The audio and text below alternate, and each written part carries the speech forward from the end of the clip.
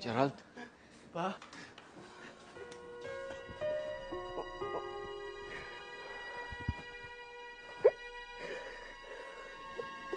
Magaling na ako, anak.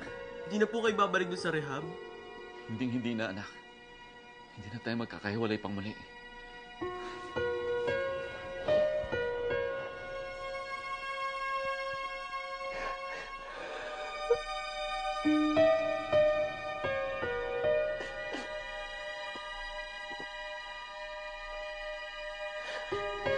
Talagang para sa'yo yan. Sige na, buksan mo na.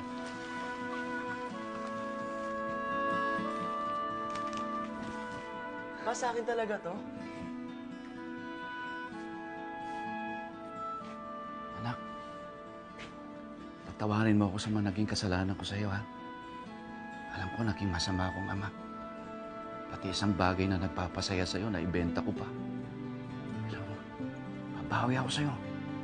Alam niyo po pa, hindi niyo na po kailangan humingi ng tawad dahil kahit kailan po hindi po ako nagalit sa inyo.